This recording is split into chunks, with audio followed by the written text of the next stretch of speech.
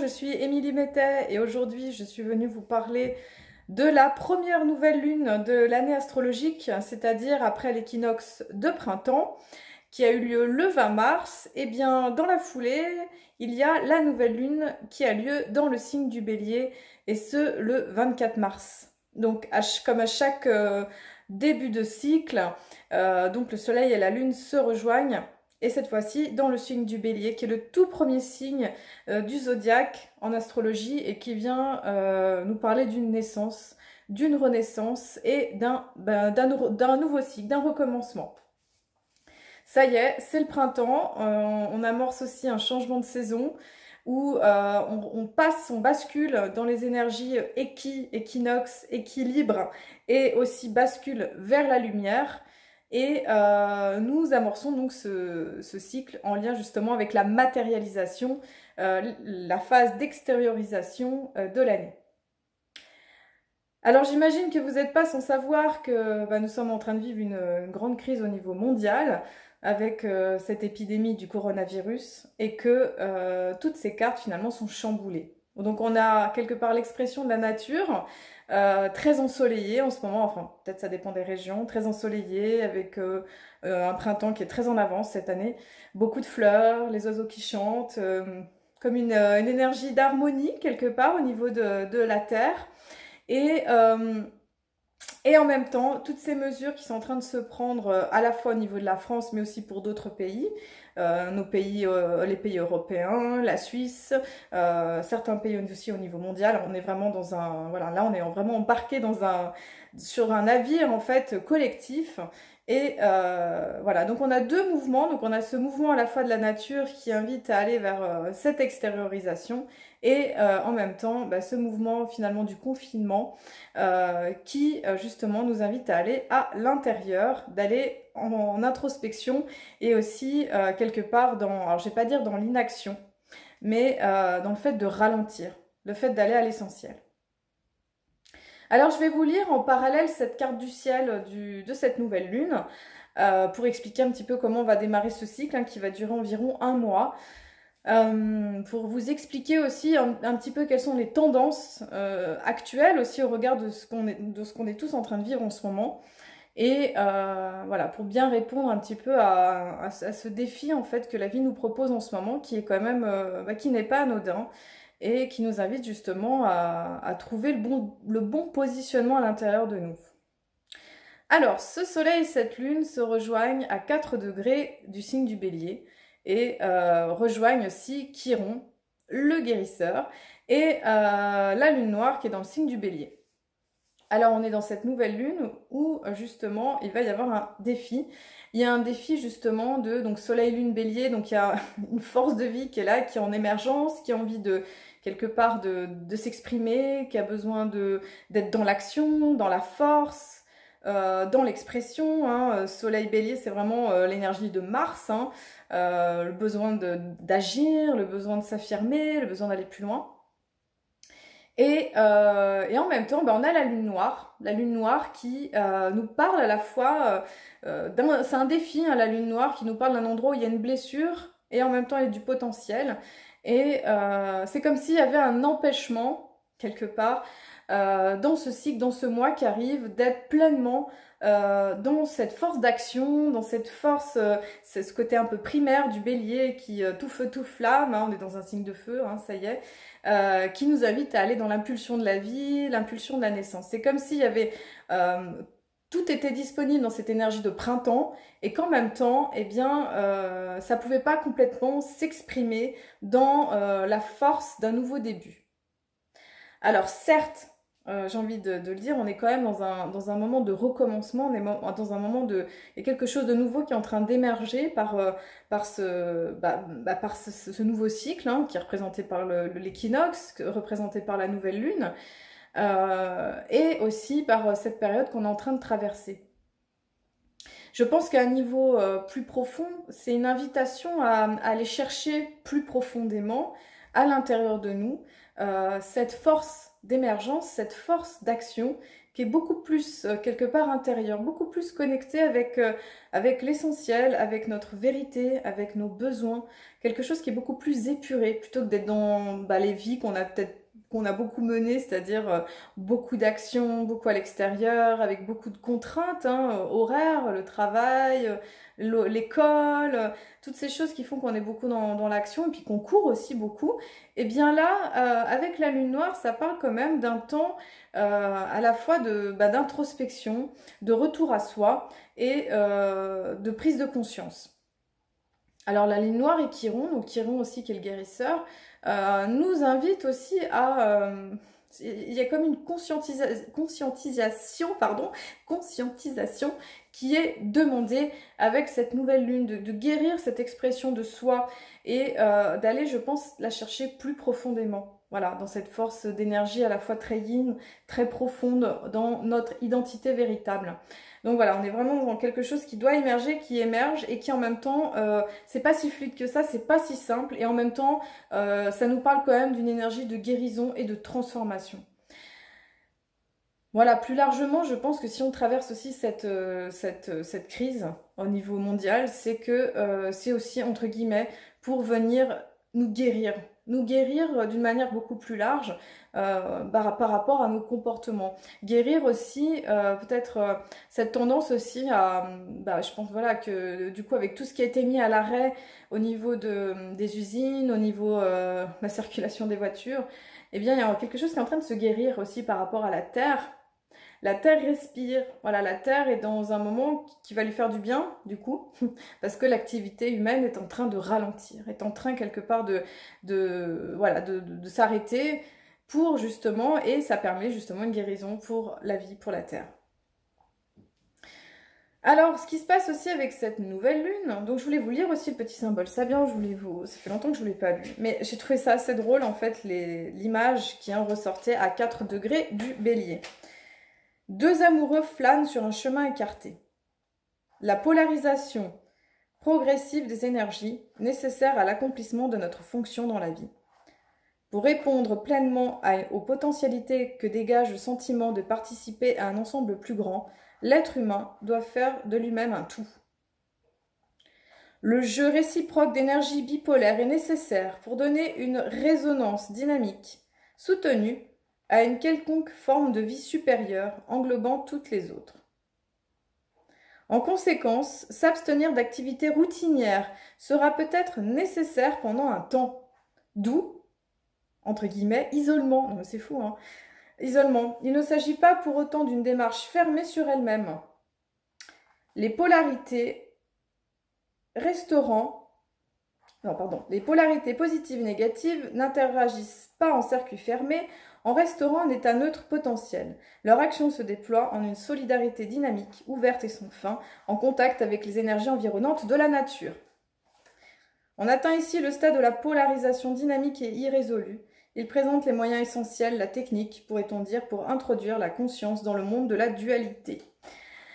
Alors, ce symbole, il est intéressant. En tout cas, voilà, je vais aller à l'essentiel. Ça parle de polarisation, donc polarisation à la fois des dualités, du yin, du yang, mais aussi ombre et lumière, voilà.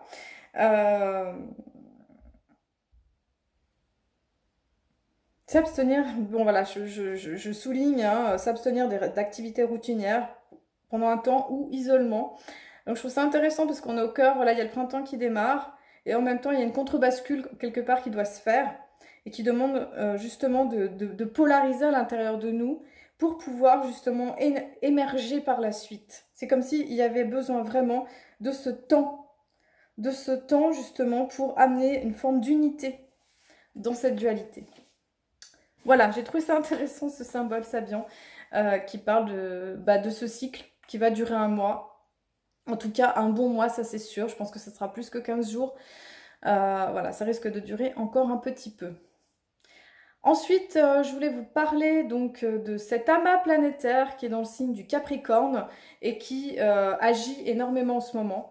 Alors nous avons Jupiter, alors le nœud sud, Jupiter, Pluton, Mars et au moment de la nouvelle lune, eh bien Saturne passera justement dans le signe du Verseau, donc il y aura un changement. En tout cas, ce qui est intéressant juste à vous dire et à vous rappeler, au niveau déjà de l'axe lunaire, donc l'axe lunaire ça dure environ 18 mois, hein, c'est cet axe Cancer-Capricorne.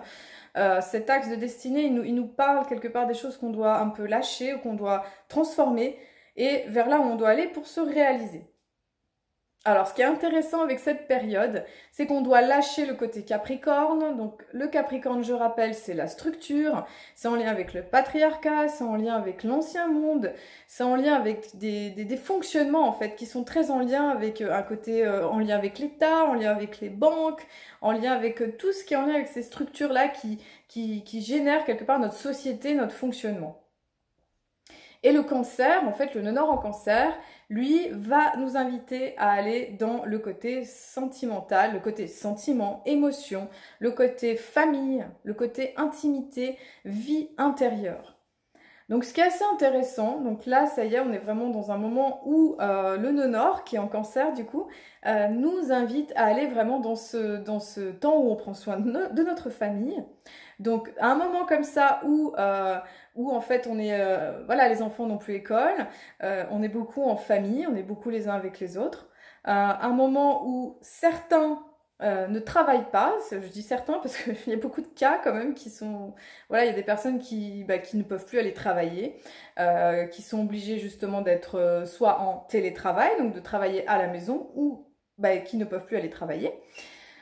Voilà, donc on est vraiment aussi quelque part dans ce moment, on est obligé d'être avec nos proches et c'est aussi l'invitation aussi de créer des liens intimes forts, de traverser cette période avec, comment dire, avec beaucoup de prendre soin, d'avoir de la joie, d'avoir du plaisir aussi, même si je reconnais, c'est pas toujours évident, de continuer à avancer, continuer à travailler. On n'a plus l'habitude finalement d'être autant avec nos enfants, à part ceux qui font l'école à la maison bien sûr. Mais voilà, on est très très confinés, on est très les uns avec les autres et on est vraiment dans ce petit espace intime relié à l'énergie du Cancer. Et aussi, c'est une invitation avec cette période hein, où c'est quand même assez chamboulé, où il y a beaucoup d'émotionnel, hein, voilà, il y a beaucoup de... On va dire que les gens sont... Enfin, on est assez stimulé dans notre cerveau reptilien en lien avec des peurs, en lien avec des instincts de survie très primal. Hein. Donc voilà, enfin très primal, je pense à ça, parce que du coup, voilà, ça va être l'invitation à créer des liens intimes avec nos proches très très forts, et en tout cas en prendre soin, être dans cette forme de méditation. Voilà, c'est ça que je voulais dire, c'est que par rapport à tout ce qui peut remonter aussi au niveau émotionnel, c'est de prendre soin, de méditer, de développer sa vie intérieure, de trouver de l'apaisement dedans. D'être en paix au maximum avec ce qui est en train de se vivre et de se produire dans notre société. Alors, donc en parallèle, on a toutes ces planètes qui sont dans le signe du Capricorne et j'ai beaucoup apprécié, donc j'ai regardé la vidéo d'une autre astrologue qui expliquait, qui faisait un parallèle avec l'histoire du coronavirus avec Jupiter qui se trouve dans le signe, quand il est rentré dans le signe du Capricorne, c'est-à-dire au mois de décembre, et c'est là où justement on a parlé de l'expansion du coronavirus hein, à Wuhan, et du coup depuis ce moment-là où Jupiter est passé en Capricorne, on voit juste comment dire, le développement en fait de ce virus, de cette maladie, et de voir en fait comment là, en fait, il y a plusieurs planètes qui se rejoignent dans le signe du Capricorne, qui nous invitent à démanteler un ancien monde, un ancien système, une ancienne façon de fonctionner, aussi bien sur un plan intérieur, mais sur des plans extérieurs aussi, c'est-à-dire changement au niveau politique, changement au niveau de la société. Et bien, depuis que Jupiter il est passé en Capricorne, on voit l'expansion en fait de ce virus. Et voilà, ce qui se passe au moment de cette nouvelle lune, c'est que, eh bien voilà, on en a trois, la planète, des bien costauds, là, qui se rejoignent ensemble. Donc on a Jupiter qui est à 23 degrés, Pluton qui est à 24 et Mars qui est à 25 degrés. Alors depuis que Jupiter a rejoint la petite troupe en Capricorne, hein, qui nous parle quand même d'un changement de structure, changement de société, de faire basculer en fait d'anciennes habitudes, d'anciens fonctionnements, eh bien Jupiter en fait a fait que amplifier, hein, Jupiter c'est l'amplificateur, hein, est venu faire amplifier en fait ce phénomène de crise. Alors ce phénomène de crise, il aurait pu passer par d'autres biais, hein, il y aurait pu y avoir plein d'autres situations, par exemple une crise économique mondiale, ce qui va peut-être arriver derrière, des pays en guerre, des choses comme ça. Là, ça s'est déclaré par ce virus qui vient quelque part bousculer l'ordre mondial qui était établi jusqu'à présent. Et comme on vit dans une société qui se vit maintenant d'une manière à la fois très économique et financière et aussi internationale, une chose a un impact maintenant sur le monde entier. Parce que les choses, du coup, prennent une ampleur à l'échelle internationale. D'où, quelque part, toutes les réflexions qui se font sur, les réflexions, plus que les réflexions, j'ai envie de dire, c'est-à-dire les pays qui ferment leurs frontières. Voilà, maintenant qu'ils ferment leurs frontières, on est dans un état un petit peu de protectionnisme, plus que de protectionnisme. Je redis les mots de Monsieur Macron qui parle, on est dans un état de guerre. Alors, donc Jupiter qui est venu rejoindre Pluton, hein, Jupiter et Pluton, on est dans le dieu du ciel du monde d'en haut, et Pluton c'est le dieu du monde d'en bas. On est dans un moment de grande puissance, c'est une grande force qui s'exprime. On est dans quelque chose de très très intense. Et là, on voit que quelque part, cette dimension, elle est vraiment internationale, elle prend vraiment l'ampleur sur la Terre entière, quasiment. Ensuite, donc depuis que Mars est passé en Capricorne, donc Mars, il se plaît bien dans le signe du Capricorne, il y a quelque chose de l'ordre d'une forme de structure, mais Mars qui est proche, enfin qui est conjoint avec Pluton, donc on est vraiment dans une énergie qui peut être extrêmement agressive, extrêmement explosive, c'est une énergie un peu cocotte-minute. Et il y a quelque chose aussi de extrêmement intense.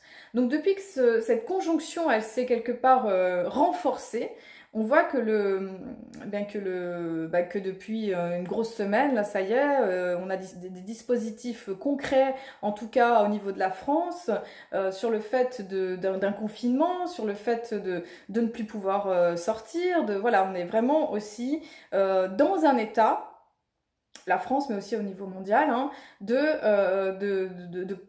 répression entre guillemets, des libertés, dans le fait justement d'un pouvoir d'un état qui prend plus de pouvoir. Mars, Pluton, donc on est dans des mesures qui commencent à être un peu plus costauds et qui en même temps, je dirais, sont aussi nécessaires pour aussi avoir plus que de la vigilance, mais aussi être prudent, voilà, par rapport à la contamination de ce virus où on ne connaît pas quelque part quels vont être les aboutissants. Voilà, on est aussi dans un moment où on n'a pas encore atteint le pic de la maladie, et c'est pour ça du coup qu'il y a tous ces mouvements quelque part entre guillemets de répression, c'est-à-dire de pas laisser les gens sortir comme ils veulent, de faire comme ils veulent. Donc voilà, on est dans un moment où l'énergie elle est hyper concentrée, très renforcée, et du coup voilà, c'est très intense. Alors on est vraiment au cœur de ce système là avec ce Mars, Pluton, Jupiter, et eh bien on voit que la crise, elle a atteint quelque part, elle est en train d'atteindre justement un pic qui est assez fort, assez puissant par le fait de ces dispositions planétaires. Voilà, c'est pas encore fini, ça risque de durer encore, et ça nous montre que là on est vraiment au cœur, en fait, au cœur d'un chaos, au cœur de quelque chose qui est en train, qui nous demande, où il y a une exigence en fait de transformation, de transmuter et de quelque part d'écouter en fait. On nous demande d'écouter, on nous demande aussi de quelque part d'être dans l'action en fait, d'être dans l'action. D'obéir en fait, d'obéir, alors je dis ça à un niveau beaucoup plus large que des lois humaines, c'est d'obéir en fait, d'accepter ce qui est en train de se passer, de lâcher prise aussi avec peut-être nos volontés ou nos vies individuelles. Alors ça ne veut pas dire qu'il ne faut plus avoir de projet, ça ne veut pas dire qu'on ne peut plus aller à l'extérieur, mais c'est quelque part une obligation là pour, entre guillemets, pour préserver la vie. De prendre soin en fait, de prendre soin de ces mesures, de prendre soin de cet appel impératif qui nous oblige à, parce que la conjoncture en ce moment elle est comme ça, parce qu'elle est extrêmement sérieuse, elle est extrêmement grave, voilà. Donc voilà, je voulais juste poser ça parce que je trouve que toutes ces positions Capricorne, elles parlent qu'il y a vraiment quelque chose de sérieux qui est en train de se passer et que justement on est au cœur du sujet. Voilà, donc on est au cœur du sujet, on est au cœur de tout ça. Donc avec tout ça, Mercure se trouve encore dans le signe des Poissons. Mercure passera dans le signe du Bélier le 12 avril. Mercure va rejoindre aussi Neptune, hein, comme il l'a fait aussi le mois précédent. Donc ça fait un petit moment que Mercure est dans le signe du Poisson. Je vous l'avais déjà dit, c'est pas le meilleur moment pour être dans quelque chose de très mental.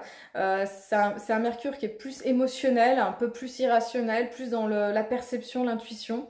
Euh, voilà, ça peut parler aussi de phénomènes de masse, de phénomènes de groupe. Aussi de Neptune parle aussi des fois de la contamination, de quelque chose qui est d'ordre d'une maladie qui peut se propager. En tout cas, ça nous dit voilà, c'est pas en réfléchissant qu'on va avoir toutes nos réponses, c'est pas en réfléchissant qu'on va pouvoir avancer comme on souhaite, ça va être plutôt d'écouter, de ressentir. On est encore dans ces formes d'énergie qui sont peut-être plus yin, plus en lien avec une forme d'introspection et d'écoute intérieure. Quelque part, on n'a pas vraiment le choix dans cette période. Ça va être important d'accepter ce qui est, d'être le plus en paix possible avec soi et avec les autres, et avec cette vie qui ralentit, de continuer à, comment dire, à avoir du plaisir et de la joie. En fait, ça va être très important dans ces énergies, on va dire, ambiantes et collectives où il y a beaucoup de peur, il y a beaucoup d'angoisse, où il y a beaucoup de... Voilà, c'était impressionnant. Moi, j'étais surprise le premier jour où je suis allée faire les courses, des réactions des gens, ou de sentir cette ambiance de peur, de panique. J'ai trouvé que c'était difficile de traverser ça, d'aller dans la ville. Voilà, je trouve que les énergies en lien avec la nature sont beaucoup plus faciles finalement à vivre en ce moment. Et en même temps, bah, c'est important à la fois de ne pas sombrer dans la panique et de ne pas sombrer dans des phobies et des peurs qui font que tout le monde va prendre plein de paquets de riz ou de papier toilette ou de paquets de pâtes, parce que c'est un peu ce qui s'est passé. Enfin voilà, moi j'ai trouvé ça très étonnant de voir des magasins dévalisés de leur contenu pour certaines choses, et que voilà, du coup c'est venu réveiller des peurs en lien avec la guerre, les tickets de rationnement, toutes ces mémoires en fait notre génération ne l'a pas forcément vécu, mais voilà, tous ceux qui ont vécu ces états de récession, de crise, où on a peur justement de manquer de nourriture. Enfin, on voit qu'il y a vraiment comment dire, des zones à l'intérieur de nous qui sont touchées en fait au niveau de notre cerveau primitif, et voilà, c'est intéressant de voir tout ça. Moi j'ai beaucoup aimé de voir ce laboratoire humain, en fait, de voir dans la société comment les gens se comportent. Enfin, société, je dis ça, c'est vraiment les moments où je croise soit mes voisins, ou soit je vais faire des courses. Euh, mais du coup, c'est quand même assez intéressant de voir en fait toutes les réactions qu'il peut y avoir, et comment chacun va se positionner entre les gens qui sont complètement insouciants, ben, en fait, qui écoutent pas les règles du tout, et qui prennent pas conscience que c'est important quelque part d'être dans le confinement, en fait, de pas forcément côtoyer d'autres personnes à part notre famille tout de suite directe là, parce que ça peut être vraiment dangereux en fait. Et les personnes qui sont dans des peurs, qui sont même dans de l'agressivité, moi j'ai vu ça aussi très fort, de l'agressivité, ou vraiment des choses qui peuvent faire peur au niveau des réactions. Et voilà, donc il y a un petit peu de tout, et c'est voilà, c'est intéressant de voir ça. Et c'est comment dans cette période de crise qu'on n'a jamais connue comme ça, avec cette ampleur, comment on prend soin de nous, de notre vie, de nos enfants, de nos proches. Alors cette période, elle invite aussi à beaucoup de solitude, hein, quelque part, on se retrouve d'un coup chez nous, comme ça, dans notre foyer, avec nos enfants qui sont là en permanence. Alors pour ceux qui ont des enfants, hein, il y en a d'autres qui n'ont pas d'enfants, donc je pense qu'il y a plein de cas. Il y a le cas des parents qui doivent continuer à travailler avec leurs enfants qui sont là, qui ont eux-mêmes, pour certains, beaucoup de devoirs, donc il faut aussi avoir une casquette, plein de casquettes en même temps, d'être parent, d'être cuisinier, d'être prof, instit. Voilà, on a les professions qui sont mises en arrêt, donc avec un grand questionnement, mais qu'est-ce qui va se passer par rapport aux rémunérations, donc comment ça va être. Donc il y a plein de questions qui se mettent en place, et puis je pense aussi à aux métiers qui sont confrontés, à tous les personnels de santé, médecins, infirmiers, qui eux sont en première ligne, plus ceux aussi des magasins, supermarchés, mais c'est encore différent, mais quand même, moi à chaque fois je leur dis, je parle avec eux, je les remercie en leur disant, mais bon courage, parce que vous êtes quand même confrontés à la masse avec voilà, ce risque de contamination qui quand même, voilà, qui peut quand même être assez effrayant. Voilà, donc je remercie toutes les personnels de santé. Alors excusez-moi, je digresse complètement, mais je pense que c'est important de le mentionner, voilà, d'avoir conscience aussi de ces personnes-là qui, eux, vont beaucoup travailler, beaucoup, et vont être confrontés à la réalité de la situation qui est quand même, on va dire, quand même grave. Voilà. Alors, donc, je voulais vous dire d'autre que globalement, cette nouvelle lune, elle a plutôt des beaux aspects. Alors, elle a aussi, donc il y a tout cet aspect en Capricorne, il y a tout cet aspect en Bélier, et il y a aussi cette tension qui existe entre toutes les planètes en Capricorne et Uranus, qui parle quand même, qui parle attention aux actes irréfléchis, aux impulsions, aux énervements, aux tensions. Donc ça parle qu'on est quand même dans un moment où il peut y avoir des tensions, quand même des tensions nerveuses, des tensions, des conflits, des choses un petit peu pas très sereines. Voilà, donc il y a ce carré avec Uranus qui est quand même là dans cette lunaison. Il y a aussi, voilà, après il y a aussi des très beaux aspects, hein. On a aussi ce très beau trigone entre Vénus et toutes les planètes en Capricorne qui nous parle justement d'arriver à construire dans cette période de chamboulement, dans cette période perturbante, d'arriver, Vénus, ça va être de construire, ça va être d'être dans quelque chose de très créatif, d'être de très artistique. Moi je trouve que c'est un excellent moment aussi pour peut-être faire les choses qu'on n'a pas pu faire jusqu'à présent, peut-être partager des choses qu'on n'a peut-être pas le temps de partager avec nos enfants. Voilà, prendre le temps de vivre aussi. Voilà, c'est aussi un moment où on peut vraiment prendre le temps de vivre, où je trouve que c'est chouette aussi d'entendre les oiseaux qui chantent, en entendant moins les voitures, et voilà, de sentir cette vie au ralenti, mais en même temps, il y a beaucoup de vie, la vie de la nature. Voilà, donc il y a ce trigone qui invite à ça, qui invite à beaucoup plus de créativité, hein. C'est un temps aussi où il y a énormément d'humour, hein. Il y a beaucoup de vidéos qui circulent sur les réseaux sociaux avec beaucoup de... C'est très drôle en fait, on voit différentes situations avec des parents, des enfants, enfin voilà, tout ce qui peut nous parler de cette situation un petit peu... eh bien, tellement particulière. Et ça nous invite aussi vraiment à être créatif avec notre vie, avec celle de nos proches, pardon, et notre entourage. Voilà, globalement, cette nouvelle lune, elle a quand même plutôt des beaux aspects. On sent que cette période va quand même durer, hein. Je pense que tout le mois jusqu'à la prochaine nouvelle lune, il y a au moins tout ce temps-là qui va encore certainement encore durer, parce que c'est le saut d'un mois en fait, hein, une nouvelle lune. Ensuite, je voulais vous parler du calendrier Maya galactique. Donc, la lune solaire du Jaguar du 7 mars au 3 avril, donc qui nous parle de pulser nos intentions pour pouvoir réaliser nos rêves, pour pouvoir savoir qu'est-ce qu'on veut, comment on reste centré dans nos intentions, hein, avec le Jaguar qui est vraiment cet animal sacré dans la culture maya. Voilà, donc ça vraiment, on est vraiment dans qu'est-ce qu'on veut, quelle est notre intention. Donc là, en ce moment, je pense que on nous incite à aller à l'essentiel, aux essentiels par rapport à la vie, par rapport à notre vie, de lâcher les superflus.